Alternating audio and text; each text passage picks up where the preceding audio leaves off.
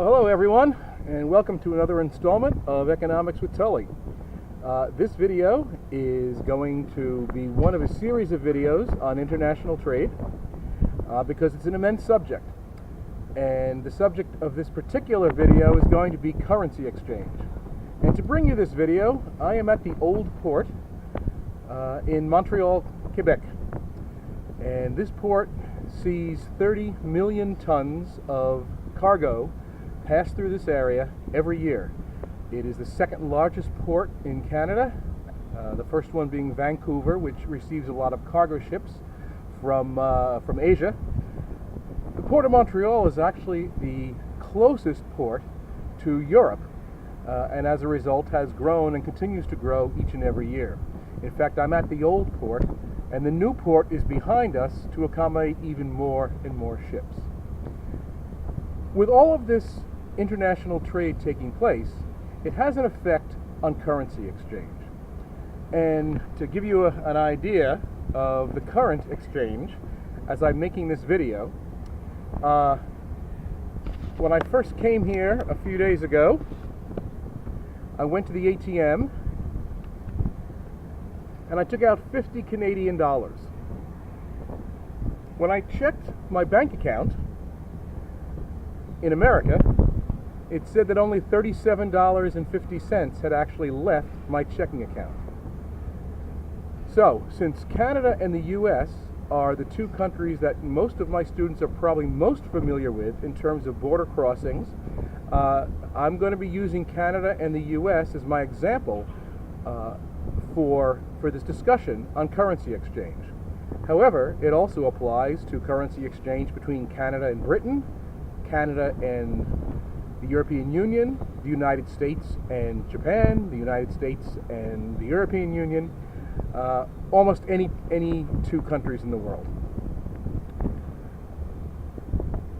I'm assuming you understand the basics of supply and demand, so I'm not going to go back over that.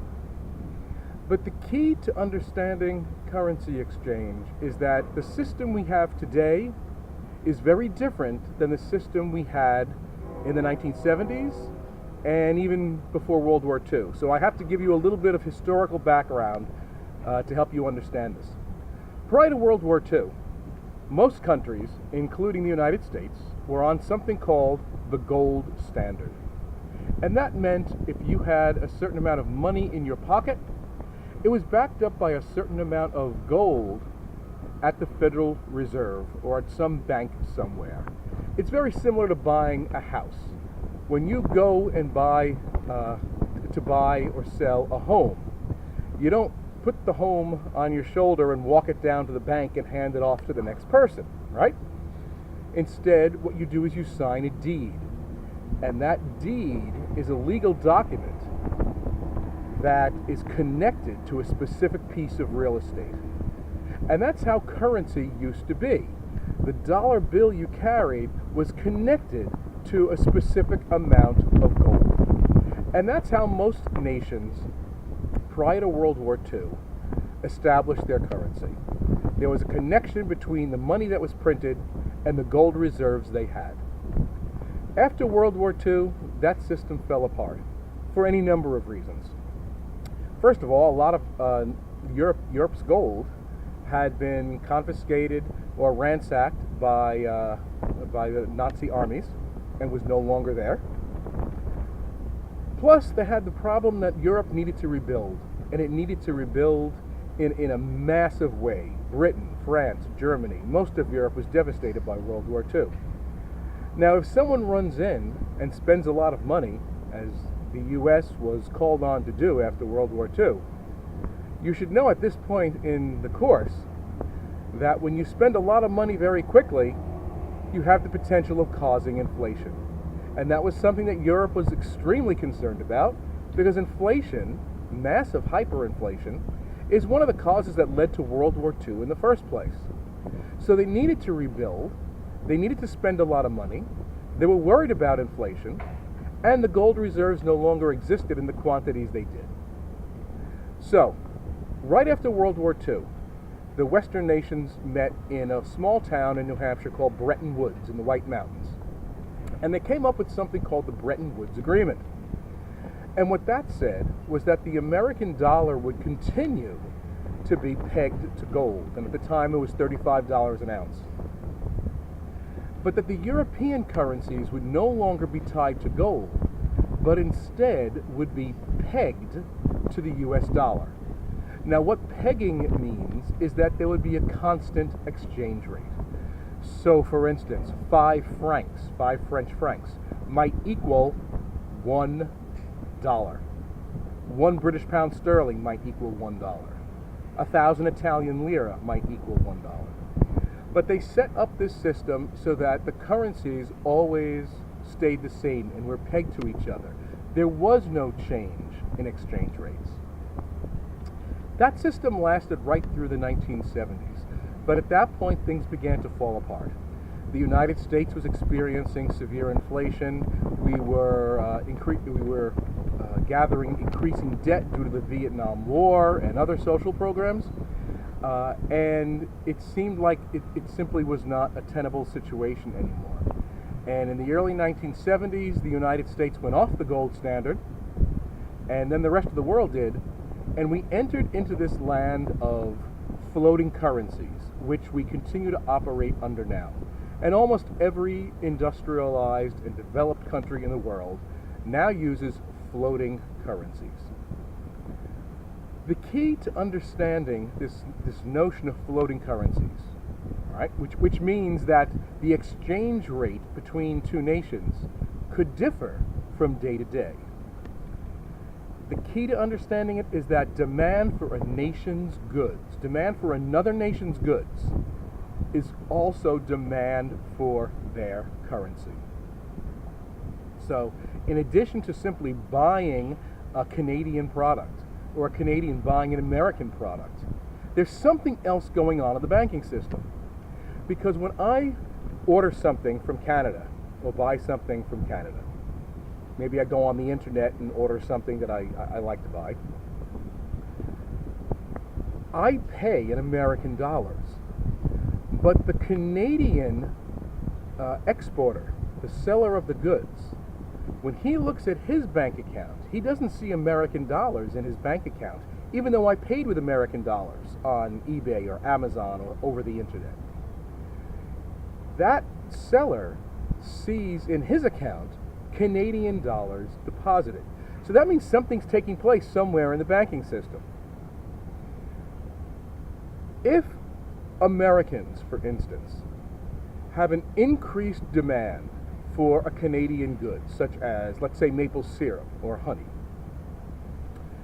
the more and more that Americans demand of that good, simple laws of supply and demand tell us that an increased demand will put an upward pressure on the price of that good.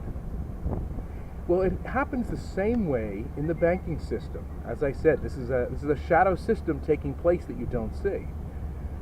More American demand for Canadian goods is also an American demand for Canadian dollars, because the bankers take my American dollar and they put that in a drawer, and I'm simplifying this, and then they have to go get Canadian dollars out of another drawer and put it in the Canadian seller's account. So the more and more that Americans buy Canadian goods, the more demand there is for Canadian dollars. Now, just like if Americans demand more Canadian honey, it puts an upward pressure on the price of honey, then more Americans demanding Canadian goods will put an upward pressure on the price of the Canadian dollar. And the Canadian dollar, therefore, should rise in value. And this is calculated on a daily basis. And as a result, these currencies are what we call floating currencies. Now, this is good for some people and not so good for others. For instance, right now, as I've said, the Canadian dollar is only worth 75 cents to the American dollar. That's great for Americans who want to buy raw material from Canada, because it's fairly inexpensive for us to do so. It's also great for Canadian exporters because it's easier for foreign nations to buy their goods. On the other hand, if you're a Canadian trying to buy American goods, it's very, very hard for you, especially if you need American raw materials to manufacture your goods, makes it very hard. If you're an American trying to export goods to Canada, it makes it very hard because you're thinking to yourself, well, this is only going to cost the Canadian $75. In reality, it costs the Canadian $100. So as Americans buy more and more Canadian goods, or as more and more American tourists like me come to Canada and purchase American goods and services, there's an upward pressure not only on those goods and services, but on the value of the Canadian dollar. And therefore, the Canadian dollar should get stronger over time. Once it does, then Canadians are better able to purchase American goods because their dollar is stronger. So when we say that there's a danger of the American dollar becoming weaker, that's not always bad. It's bad for Americans who are trying to buy things from abroad because the dollar doesn't go as far. But it's very good for American exporters who are trying to sell things abroad because now their good becomes more attractive. And what should happen over time is a stronger currency, a nation with a stronger currency, will buy more goods from a nation with a weaker currency, and the rates begin to change and go back and forth. So for instance, in 2008, the American dollar was actually worth 99 cents to the Canadian dollar. Canadian dollar actually got stronger in the height of our financial crisis. And what that meant was that Christmas time in 2008, many American businesses on the Maine and northern Vermont and northern New York borders actually did very well because Canadians now came over the border in the largest numbers they ever have to purchase their Christmas gifts in the United States. So these currencies should balance back and forth. It doesn't, whether your dollar or your currency is weaker or stronger, is not a good thing or a bad thing. It hurts some people, it helps others. So for instance, right now, it's a great time for Americans to buy Canadian goods. I could take $750 American and actually buy $1,000 worth of Canadian dollars. Now, if I held on to that and the currencies became even again, that $1,000 Canadian would now be worth $1,000 American. In other words, I made $250 by doing nothing, just by holding on to currencies that change in value with time as different societies purchase different amounts of the other society's goods. One of the biggest problems in this system is that there is one country that does not allow their currency to float, and it's one of our largest trading partners, and that's China. We do an enormous amount of business with China. As we purchase more and more and more Chinese goods, that should increase the value of the Chinese currency, which would then make it possible for them to buy more and more American goods if their currency floated. But they do not permit their currency to float. As a result, no matter how much Americans buy from China, their buying power never gets stronger.